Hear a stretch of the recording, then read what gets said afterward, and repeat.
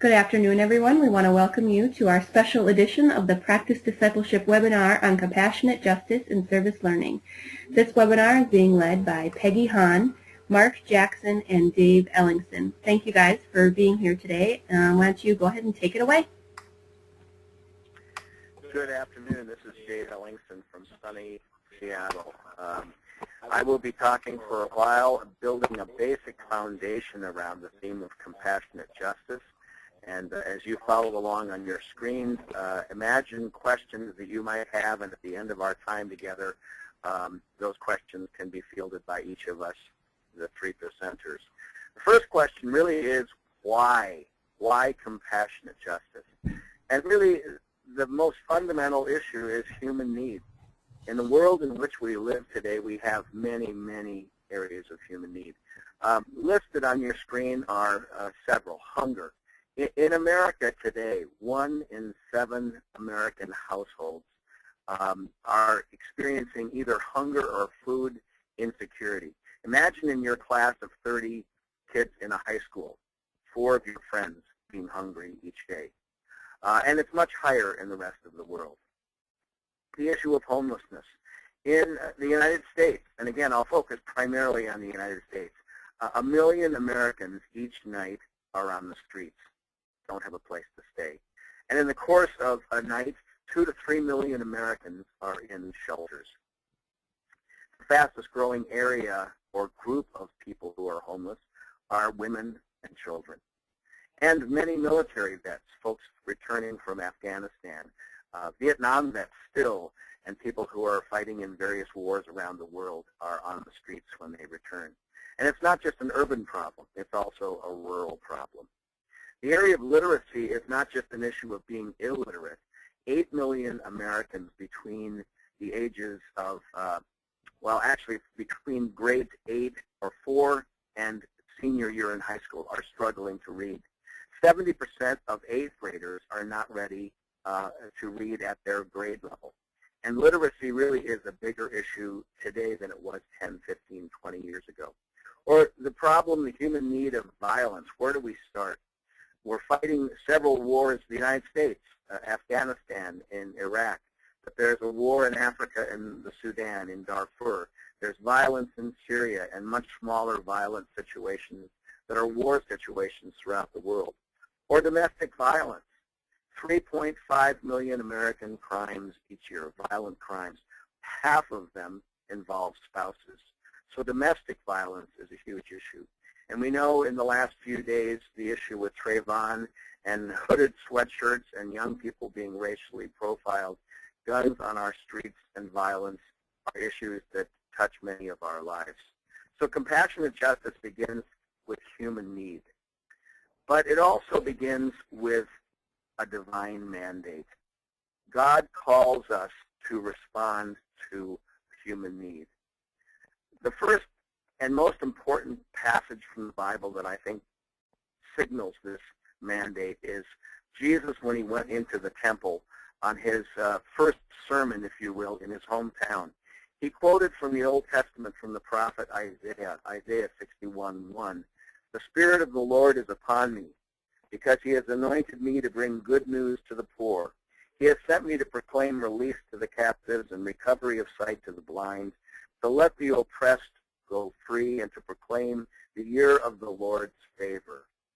This is the most important message that Jesus began his life of ministry proclaiming to his hearers and to his disciples. And he was echoing the words of the prophet Isaiah. And that year of favor that is the last line of that passage refers to Leviticus 25, the Jubilee, when every 50 years God rebalances the scales of justice so that all are included in God's shalom. So there's a strong divine mandate, but it's not just you have to. More importantly, we need to keep in mind what 1 John speaks about, and that is we love. Why? Because God first loved us. It's not a have to, it's a want to. It's a love that flows out of our thankfulness for God's love for us that we share with our neighbors.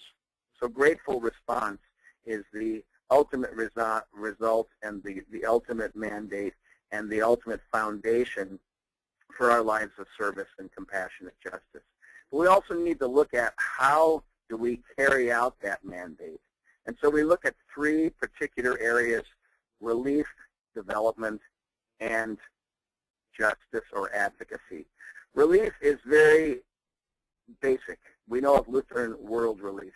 The immediate aid we give when people are hungry, when there's a disaster, when there's a tsunami, when there's an immediate problem, we give food to the hungry. We provide seeds or grain for growing food.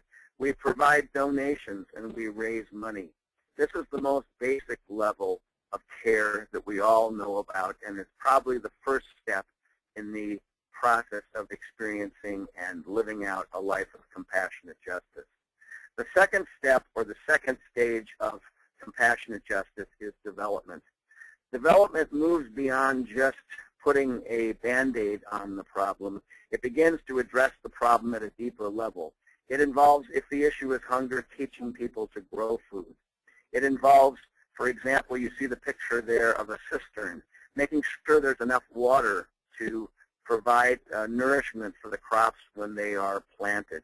It involves having wells. It shows one of the young people at the youth gathering in New Orleans in 2009 teaching a young person to grow his own food in his own neighborhood, in his own backyard. So development is the second step in the process. The third step in the process is justice or advocacy. This is where we begin to look deeply at why are people hungry? Why are people illiterate? Why are people poor? What are the root causes? And how can we help change the situation? It can involve a variety of things. The simplest example, you see a picture of young people writing letters, being advocates, being the voice of others and joining to try and change the conditions that cause these kinds of problems. It involves maybe marching, as you see a picture, marching on behalf of someone who needs support or a cause that needs support. It may really come down to changing my lifestyle. As you see the man on the stage there, one of the speakers at the last gathering, that we really are the change, that we become the change, that we are involved not just by writing a letter, but we actually get involved with doing justice and living justly. So relief, development, advocacy, and justice are the three major components. Let's give some quick examples of what that might look like. In the area of hunger, relief involves a feeding program, helping people to have enough to eat. A passage from Scripture that talks about this would be the feeding of the 5,000, where Jesus has compassion on the crowd. A small amount, loaves and fishes, are multiplied and shared. The proverb many of us know is, give a person a fish when they're hungry. So that's the example, a very simple one, of relief. An example of development would be helping to develop a fish farm, to provide more than just fish for today. The story from the Bible that comes to my mind is from John 21:6. The disciples had been fishing all night, hadn't caught anything, and Jesus instructs them to throw their net out on the other side of the boat. Here we're teaching people to fish. And we know the proverb, when you teach a person to fish, they won't be hungry again. But really, oftentimes, people are still hungry because the root causes of hunger are not necessarily addressed. So we move on to justice and advocacy. What would that look like? Perhaps it would involve in creating a local fish food co-op so that individual fishing people could share their resources and get better prices for their commodity. Luke 4 lifts up that same passage we talked about. The Spirit of the Lord is upon me because the Spirit has called me to bring good news, to proclaim the acceptable year, to make that Jubilee a reality. And the proverb here would be, if you share in the ownership of the fishing business, then you will actually have the power to change the circumstances that create hunger. But let's go even deeper than that. Let's take the story of the Good Samaritan, perhaps the best known story in the Bible. And we're going to call it an even better Samaritan. We know that relief would involve basically the story that we know. We know the story of the man who went along the road and was robbed and beaten and left along the road. And the Good Samaritan comes along and bandages the wounds, transports the man to a safe place, to the inn, and he provides money for the care of that person in the inn. That's relief. And that's something many of us are involved in our lives of faith, in our lives of compassionate justice. But take it to the next level. An even better Samaritan around the issue of development. What would that person do? Perhaps they build an aid station along the Jericho Road. Perhaps paramedic teams would be trained on this dangerous stretch of highway to be able to provide relief and help and care to the person as they've been abused along the road. And plans might be made for building a hospital to provide development care and sustained aid. Let's take it to the next level, the level of advocacy and justice, an even better Samaritan. Here, the emphasis will be on creating a Jericho Road Improvement Association. Now you're not just helping the individual, you're not just helping individuals, but you are helping all who travel along the road, because you're addressing issues of road conditions, safety, poverty, hunger, violence, and you might be developing public policies and laws and the funding necessary to make systemic changes. So you see, each step of the way, we deepen the process of compassionate justice, of caring. So we're not just caring for the individual. We are doing that, but we're also caring for, on a deep level, the situation, to change it, to hopefully eliminate some of those root causes and transform the world into God's kingdom. Let's make some examples here for New Orleans as we imagine the youth gathering. Relief, what would it look like? Read to a child. If the issue is illiteracy, the first step, a very simple one, is just to read to a child. Or perhaps it might involve donating to Habitat for Humanity.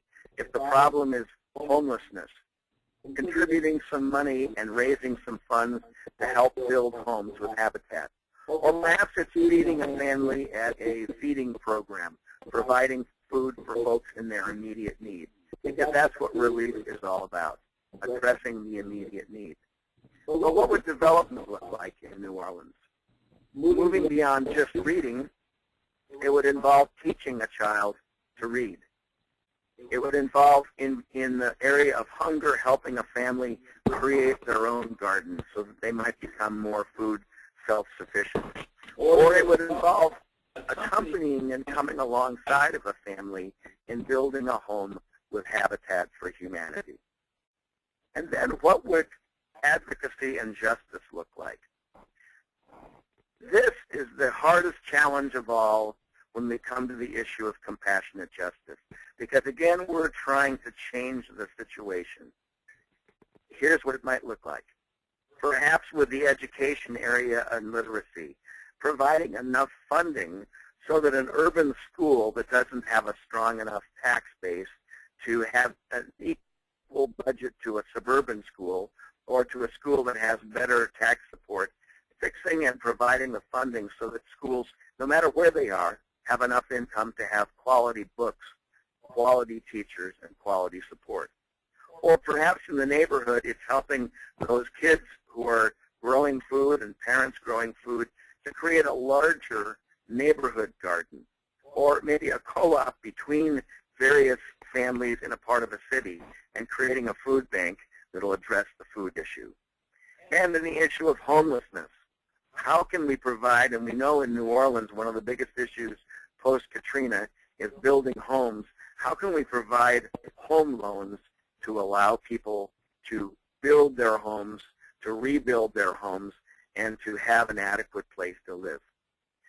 So we are commanded, we are encouraged, and we are loved by God to share our gifts with others. And we take it one step at a time, from relief to development to advocacy and justice. And we are invited to join on that journey together. Well, next, we're going to look a little bit at the service learning process.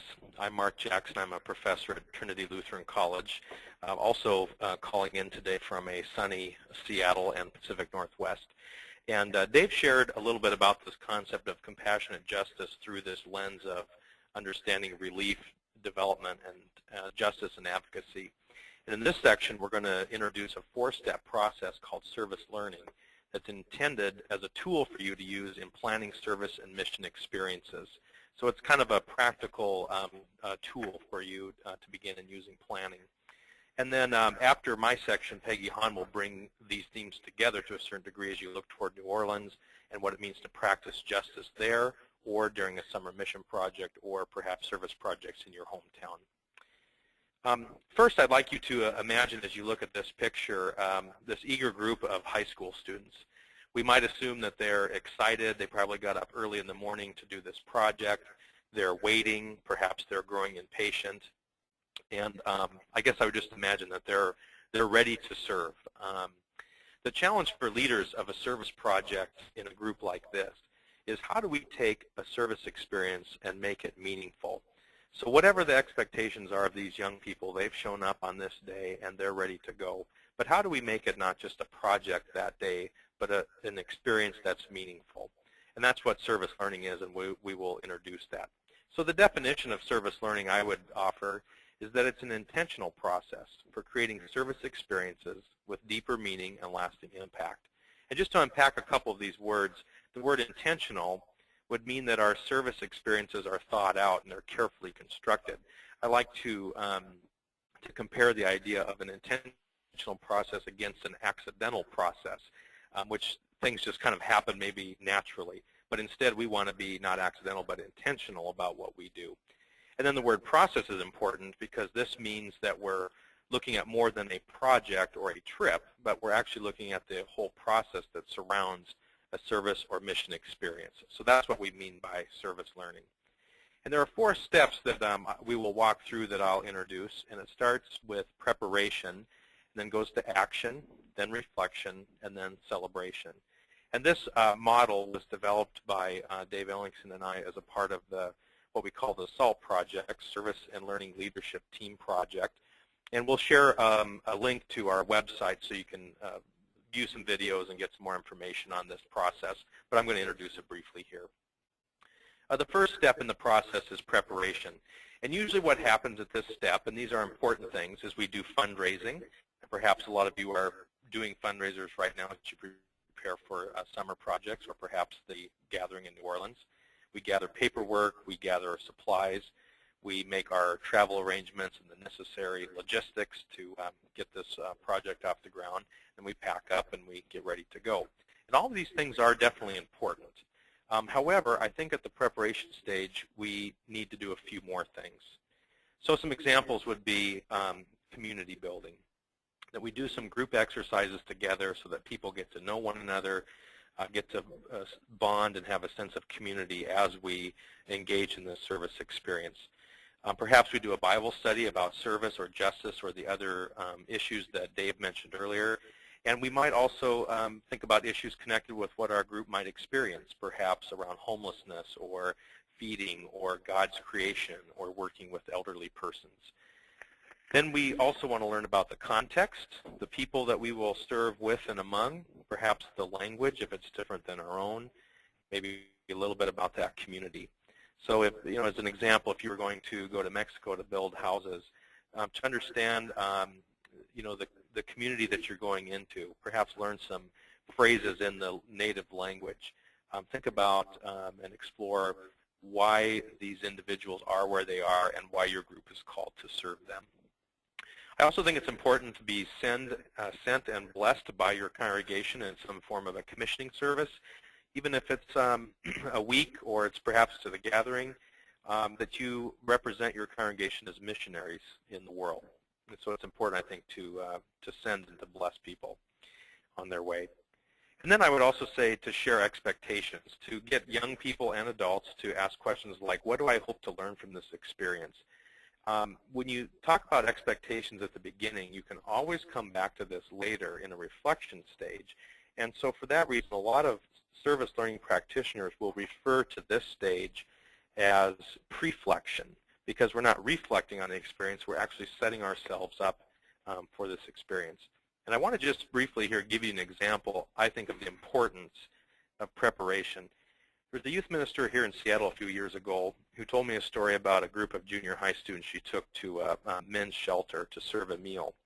And when they went in, one of the young people said, fairly loudly, "These people really smell funny." And if you're like me, you're kind of shocked. And she got mad at this young man. And she realized later that perhaps it was not just his fault for being rude, but it might have been a little of her fault for not adequately preparing the young people, and as you look at this list, to have had a Bible study about service or justice, to learn about the context and maybe why is it that homeless people, it's related to hygiene, that, that they might actually smell funny. How do we talk about the expectations of what we're at? So I think preparation here is important, and hopefully that that example provides you something that won't happen in your group. We move to the second step, which is action.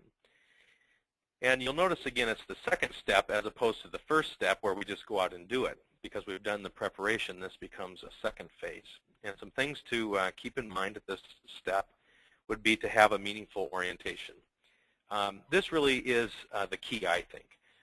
The orientation, even if it's brief, sets the tone, and it allows young people to understand the question why. Why are we doing what we're doing? Without an orientation, I think young people are left to wonder, what is it that I'm doing? Why am I doing it? Will this make a difference? Who really cares? And I've seen a number of examples where just a few minutes of a meaningful orientation to the food bank, to the park cleanup project, to going and reading with the elderly at a nursing home, that just a few minutes of orientation make that experience very meaningful for the young people. We also want to learn about people and an organization and a community to allow time for interaction. We don't just go and do, but we provide opportunity to interact with those that we serve with and among. And then we receive blessings in return. Often we hear people say, well, I thought I was going to be the one to bring hope or bring a blessing, and in fact, I was the one who was blessed. And so we want to acknowledge that we received those blessings in return. And then we also can begin the reflection process. Two things that aren't on this list I want to just mention. First of all is to be prepared for unforeseen circumstances, to be able to roll with it. That's real important when the supplies aren't there or the project didn't take as long as you thought. So just be prepared for those unforeseen circumstances and just kind of roll with the punches. And connected with that is a reminder that we found in our observations over the years that the attitude of adults will often set the tone. So if adults say this is stupid, young people will think that. And if adults can find a way to make it meaningful, then young people will come along. So a couple other things to mention here. As we go into reflection, the key thing is to remember that the reflection process isn't optional, that it's actually essential. And in fact, a lot of service learning practitioners would say that the reflection stage is what makes service become service learning. So don't wait and don't put it off. Don't see it as an add-on, but make sure that you include time for adequate reflection.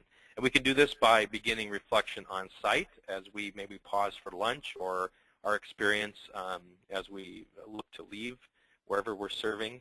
And it can happen in a couple ways, group reflection or individual reflection. Some aren't comfortable in sharing in a group, so you want to allow opportunities for individual reflection. And I would also caution in our reflection that we don't go too shallow and ask questions simply like, well, did you have a good time? Or we go too deep and say, gee, after 2 hours, aren't you ready to be a missionary to Africa now? So we don't want to go too shallow or too deep, but to have some good guided reflection. And then we also want to invite creativity. You'll see on this next slide there's a list of creative reflection opportunities. The idea here is that you cater to multiple learning styles, and I've seen young people do some wonderful things in reflection because the goal here is to engage their creative side in a way that allows reflection on the experience to happen. And so even as they maybe, paint a picture, make a video, they create a blog, do a role play of a debate, maybe they even lead a training workshop. what they're doing as they do these creations is they're reflecting on their experience. And part of it becomes, how do I best tell others creatively about the experience? So definitely include some of these creative reflection methods. The last step in the service learning process is celebration. And you think about young people being welcomed home, if it's on an extended trip. That's always good to do to make sure people are there to receive them. I would also encourage continued reflection, as some will need more time. It may not just click with them in the moment, so they'll need some more time for their reflection. And then a big part, I think, of celebration is telling the story to others. Because in our telling, we invite others into the experience that we had, and then we also continue the reflection process ourselves. So we give meaning to our service experience each time that we tell over and over again that experience that we had. Also, part of celebration is we can evaluate the experience in terms of what would we do differently next time, what went well, what didn't go so well. And we might also consider other service opportunities, whether we return to the same place or organization, or we continue a partnership in our hometown, or think of maybe what gifts emerged or passions within the group that we can then take into another experience. And so celebration, again, is not, I wouldn't say an optional add-on, but it's really an important piece, and particularly, again, the telling the stories to others so that they are invited into the experience that we had. And just some key elements of service learning, just looking back and like what's important, I think, to remember in this process. The first one, as I started in the definition, is to be very intentional in your planning, that service learning is intentional learning, not accidental. So to be very thoughtful as you craft these experiences. Don't wait until the moment to think, well, what should I do to help kids process this experience, or to find ways to creatively tell the story. Be very intentional about that on the front end. And again, prepare well. I usually say that you won't be sorry for taking the time to prepare your young people well for the experience.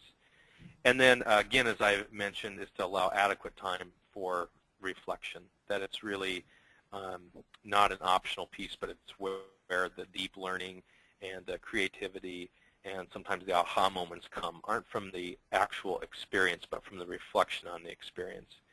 And lastly, I think this whole process helps us think beyond a project or an event. And I think sometimes our language of service project and mission trip might be rethought, because I think the idea of a project or a trip suggests moments or events. So you might, with your group, use terms like service experience, a mission encounter, a justice journey, terms that suggest that there's more than an event or a trip involved, but there's this whole process of learning around a service or mission experience. So these are, so this process is a way, I think, it's a model or a framework to help guide you in planning to make meaningful service experiences.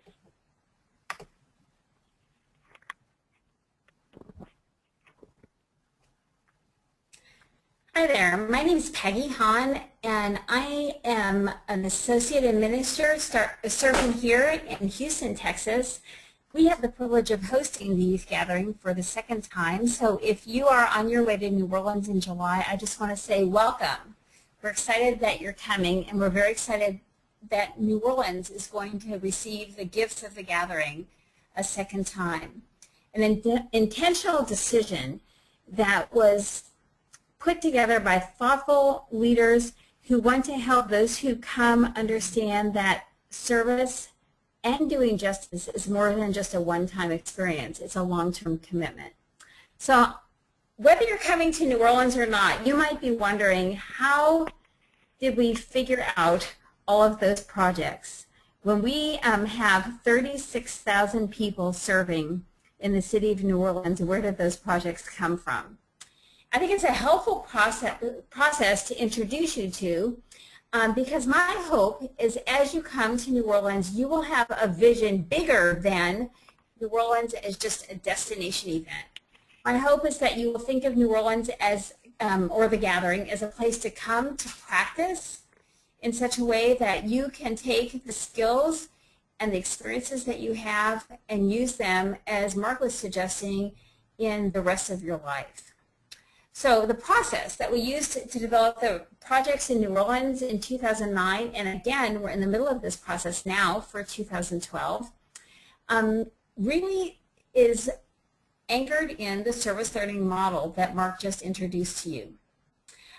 In preparation for doing these kinds of projects, we have spent an enormous amount of time just listening. And I call it listening deeply to folks in New Orleans.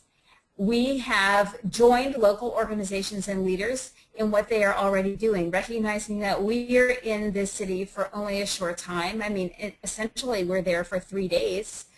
We have the opportunity to work with organizations that are there and maybe have been there before Katrina even, responding to the needs in this city.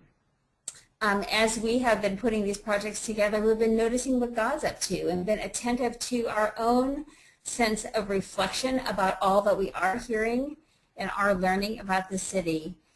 And we are excited about maximizing the gifts of our high school students and the adult mentors who will come in New Orleans. Let's look at each one of these pieces a little bit separately.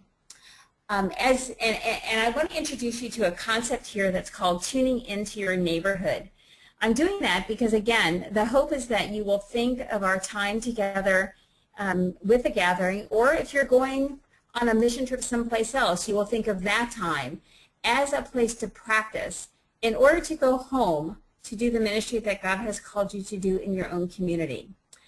So this tune-in process that we're going to walk through really just has 3 parts, and it complements the service learning process that you just were hearing about. The first part is this deep listening. We'll talk a little about assessing our gifts and our passions, and then the critical part of creating partnerships. Let's talk about the deep listening piece. If we're serious about accompanying our neighbors, we want to start with listening carefully. What we've done in New Orleans and what we are working on congregations with all over the country is the opportunity for them to sit with the people who know what's going on in the city.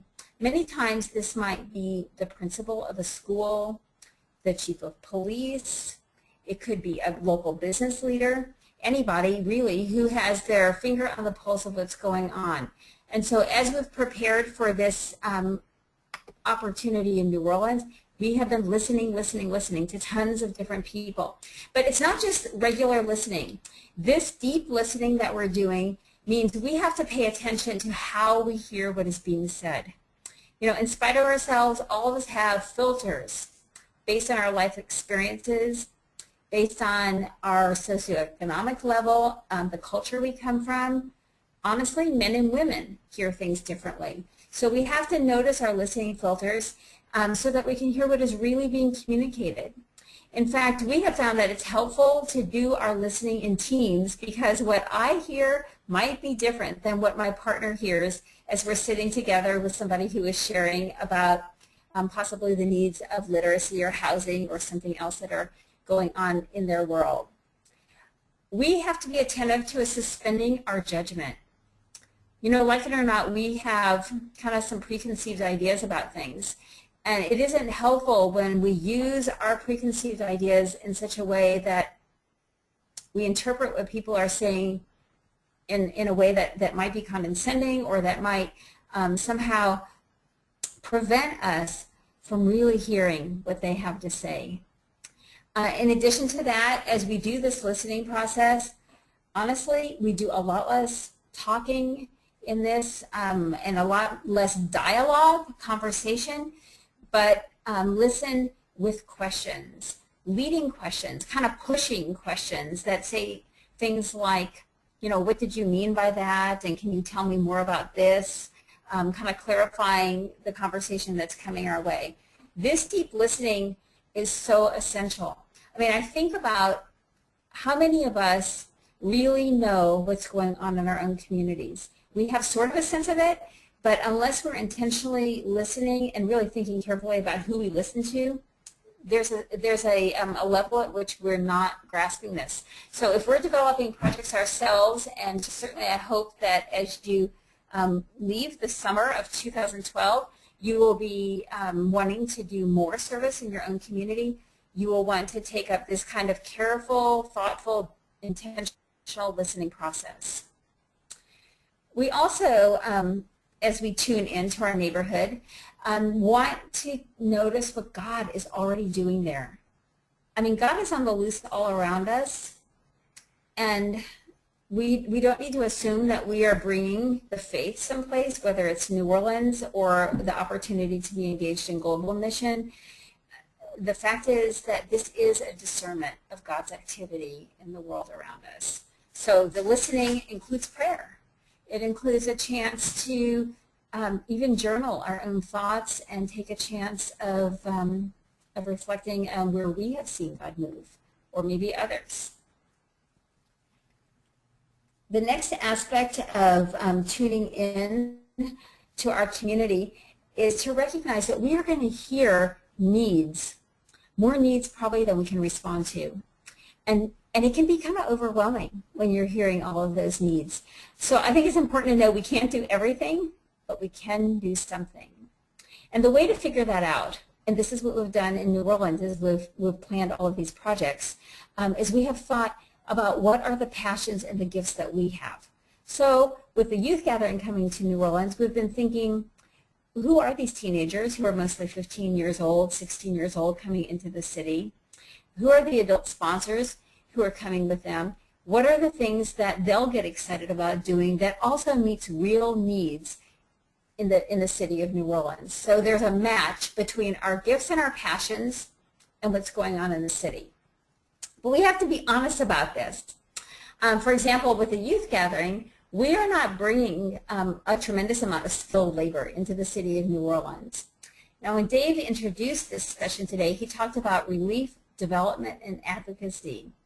In 2009, the youth gathering did a lot of relief work and a little bit of development work. That just a teeny bit of advocacy. But as we go back now in 2012, the folks in New Orleans are past the relief stage. They are totally in development and advocacy. And so you're going to see a big shift.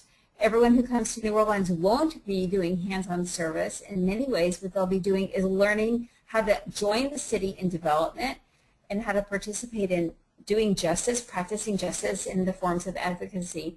And this is important because we have to pay attention to the real needs of the changing city, but we also have to take a look at who is coming, what our skills and the commitment and the growth potential of our young people are. It's our hope that our young people who get to have these experiences then will be equipped from this practice to take this work back with them wherever they go, and whether they go to college, you know, or back to high school and in their own family life. As we move on, I think it's important to realize that whatever kind of service we do, whether it is something we're doing with the gathering in New Orleans or as you tune into your own neighborhood and take this stuff with you, it's about creating partnerships. It doesn't make any sense for us as a church to try to do things in isolation of the other great gifts and skills and resources around us. And so even with the youth gathering, we're working closely with tons of local partners. And as you go back home, it's going to be important that you join with others. We want to create an action plan that includes local leaders. We don't want to rush to try to fix things our own way from our own point of view without really being formed. Rather, we want to work with other people who may bring into the conversation, into the work, some real knowledge that we don't ourselves have. And we want to join what is already going on so that we can work side by side with others.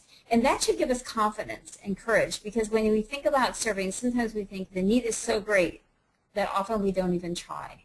But if we think about working with other faith communities, with other organizations, and with small businesses, you know, it's amazing what we can do together, honestly. I want to introduce you briefly to the conversation of accompaniment, to this, I guess I would say, the posture in which we have entered into New Orleans, and which I want to encourage, our whole church wants to encourage, that we enter in to doing this work of compassionate justice. This accompaniment has to do with walking side by side with people around the world, whether this is how we do this in Africa or Latin America or right here in our own country right down the street. In fact, our church, the ELCA, has given this great definition I want to share with you. It says accompaniment describes the way God walks with us and the way our church therefore walks and works among Christian communities in other places and countries. Together we participate in God's reconciling mission. Accompaniment is both a lens for seeing the world and a way to engage one another in mission. Through the lens of accompaniment, we see that relationships are at the core of mission. This is a new theology. This opportunity to work in this way is so important. But we kind of have to think carefully about when is service and compassionate justice and our desire to rush in and help maybe sometimes not so helpful. This is kind of a hard part of my conversation with you today. I've had some unique experiences where we have been the benefits of gifts that have not been so great to have. I mean, I have to share with you, people responding to Katrina sent hats and gloves and hand-knitted clothing to keep the people warm in Louisiana when in fact these people didn't have homes and electricity, and it was over 100 degrees where they were living for months. That sounds sort of crazy to say that, but people send stuff because it's what they know how to do and they want to help. We have this desire to help. I recently got off the phone with a Skype conversation actually with a missionary who wanted to talk to me about the fact that folks from our synod wanted to buy a llama. And she's like, Peggy, I don't know what to do with this llama. What can I do with this? And I said, finally, after listening to her and all the attempts she had made to try to find a helpful thing to do with this llama, I told her, you're going to have to just tell them we don't need the llama. People had learned about Heifer International, about the ELCA Good Gifts, and they thought, gosh, if it's great to give an animal, maybe we should give one to our companion synod. But the fact is, those organizations have systems in which they work to make this helpful. But just dropping a llama off in Lima, Peru, maybe not such a good idea. So we need to work with our desire to help to make sure it really is help. I love this quote from Martin Luther King Jr. True compassion is more than flinging a coin to a beggar. It comes to see that the edifice which produces beggars needs restructuring. This is a call, actually, from Martin Luther King for us to be more attentive to practicing justice, maybe, than just the relief part of the work that we do here. So where do you start? My hope is that you'll think about your own local neighborhood. I think our congregations are planted where they are for a purpose, and there's need to be done right there. There's always an opportunity. Also, take a look at the needs that are in our country. With the gathering, we're doing that.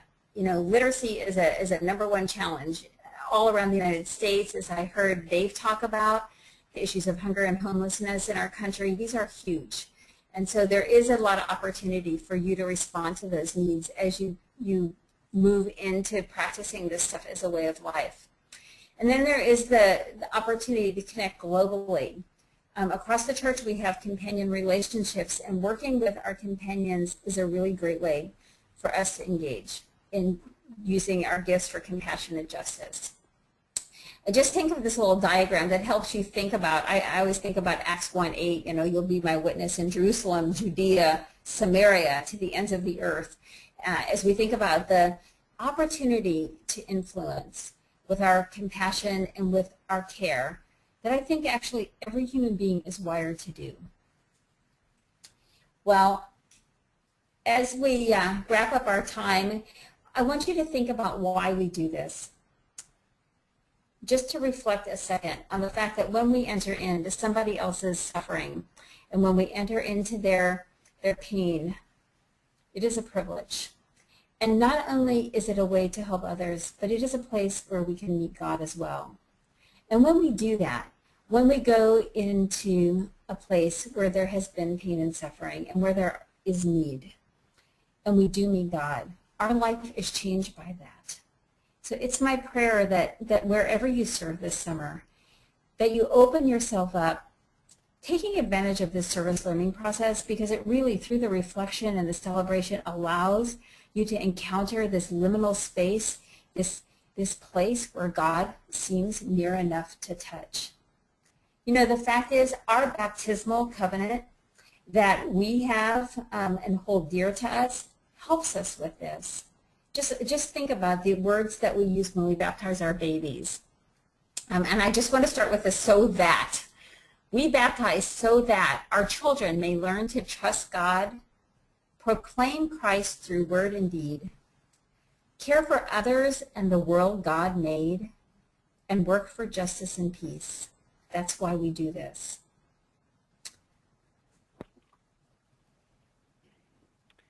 Well, thank you, Peggy. This is Mark Jackson again, and we're going to look at some resources. Before we do that, I want to remind our listeners that if you have a question to ask any of us presenting today, you can type them into the box on the right side of your screen. We'll have time for probably 2, 3, 4, 5 questions. So feel free to send those in, and we'll field those and try to provide some answers. And while you're doing that, let me just talk about a couple of resources. First of all, the SALT website, SALLT.org, has a number of resources, links, and videos. And Elizabeth, if you can forward that, there we go. We also have a training DVD available. If you send an email to that email address, we will be glad to send you one free of charge. At that website, you can stream 3 different training videos, and there's a number of links to resources related to the service learning process. I also want to lift up the ELCA's website for Global Mission. They have a number of things under Resources for Global Engagement. If you go to that website, you will see a number of links. And then lastly, there is a new video that's just been released this month. It's a 5-session DVD called Service and Learning, A Way of Life. It's produced by Select Learning, and the presenters include Peggy, who you've heard today, and myself and Dave, as well as some others. And you can see there's the website. It's available to purchase as a DVD kit, which includes training materials for 5 sessions and a bonus session. It's also available to be streamed online, so check out that, and that's a great resource that's just been made available. And I might mention that the premise of this piece was to teach the Bible with young people, with children and youth, and it's a part of that initiative of the ELCA, the Book of Faith Initiative, to teach biblical literacy. So it looks like we're going to go to a few questions now, and as those come in, I think that one of the questions for Peggy is a lot of people want to know what's happening at the youth gathering related to the Practice Justice Project. What are we doing? How do we prepare to go? So maybe, Peggy, you want to start with that? Yeah, I'd be happy to. You know, in 2009, people chose what kind of project they were going to do because this concept of having everyone in the gathering go out and serve was a brand new idea. But because we have proven that as Lutheran Christians we care a lot about this, and people did a wonderful job going out and serving, we are actually not having people choose the kind of project. Rather, they will be assigned a project. So all of you who are curious about what you'll be doing in July, you can know that in early May, the assignment for your project will be made available. There are actually 8 different kinds of projects. Some of you will be working on affordable housing. Some will be working with community care. These are outdoor projects, planting, working in parks, that kind of thing, kind of your more traditional projects. Some will be doing really cool environmental sustainability projects. Others will be doing these really neat projects, doing physical work, we're calling it Play and Learn, in schools and rec centers. Many of you will be working on Literacy Matters projects that will be involved in book fairs and literacy camps and things like that with the children and the schools, the recreation departments. Some of you will get to be part of our visual statements projects, working with local artists in New Orleans, making murals, creating art, and doing some really neat things there. There are some of you who will work with Relationship Matters projects. These are day camps and field days that will be projects that will directly be working with children in the city. And then finally, some of you will get to do cultural literacy projects, and that will be learning about the culture of New Orleans, but not just New Orleans. We're going to do all kinds of cultural literacy opportunities this summer. So again, you'll be assigned to these sometime in May, middle of May maybe sooner. And the information of what you'll need to bring on your day of serving with the Practice Justice team will be made available to you in your congregational information. And I think that's it. All the projects are about a 4-hour day, and every project will start at the Dome. So you'll be assigned a time and a place to meet at the Dome, and we'll ask that you show up there on time, where you'll have a chance to have what we're calling Learn Justice, that you'll walk together to your buses with your servant companions, hop on your bus and go out to serve, and you will be brought back to the Dome that day. So we're very excited about the opportunities that you're going to have to encounter New Orleans, and honestly, as excited about what will happen when you take what you learn from our time in New Orleans back home and help people all over your community and our world know that Lutherans really care.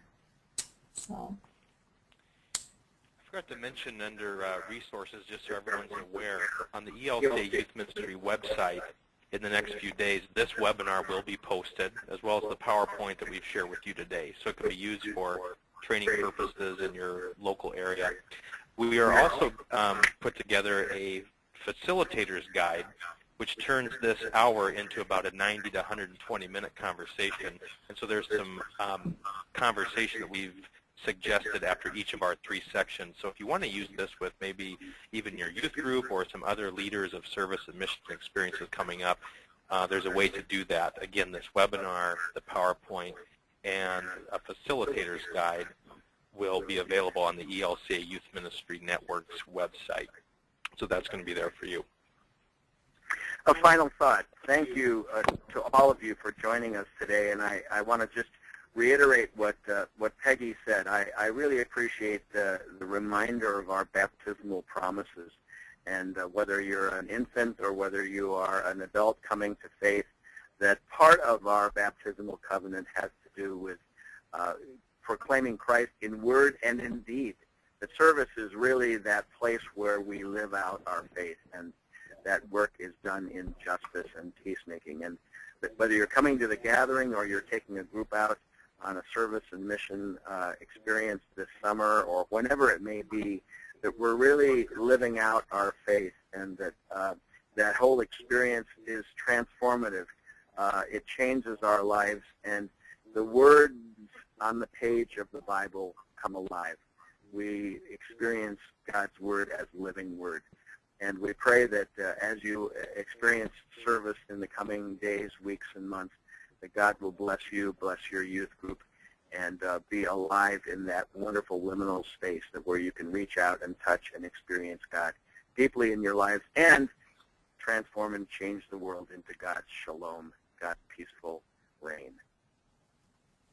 Thank you for joining us. God bless you.